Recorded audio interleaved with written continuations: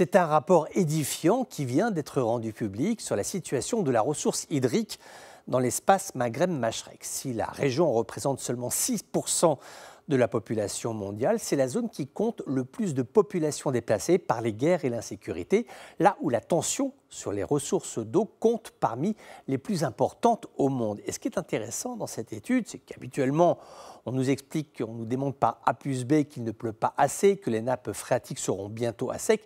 Là, c'est le coût économique de la pénurie qui est étudié avec ce chiffre. J'en donne un seul, mais chaque jour qui passe, le nombre d'heures que les femmes consacrent à aller chercher de l'eau au puits s'élève à 200 millions d'heures. C'est colossal, c'est un gâchis colossal. D'abord, nous pourrions nous demander pourquoi ce sont les femmes qui vont chercher l'eau et pas les hommes, ce qui est tout de même très moyen.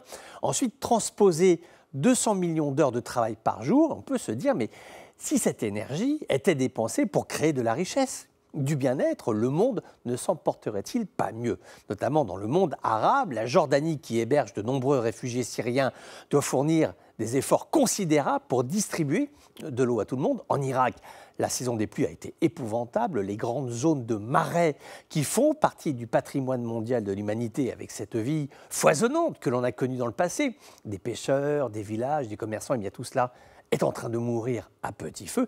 La Syrie a connu un été terrible avec la raréfaction des eaux de l'Euphrate, puisqu'en amont, la Turquie elle-même confrontée à un problème de sécheresse a procédé à des retenues d'eau. Au Maghreb, l'Algérie ne compte plus les heures de coupure d'eau, alors qui s'explique par des réparations sur le réseau, la gestion chaotique de la ressource ou autre, mais le fait est c'est que ça fonctionne mal. Et nous sommes en 2021. Alger n'arrive toujours pas à vivre un été sans coupure d'eau. Au Maroc, il y a cette politique de barrage initiée par le roi Hassan II qui se poursuit parce que c'est une nécessité absolue. Donc voilà, des situations diverses entre des pays qui gèrent, ceux qui gèrent moins bien.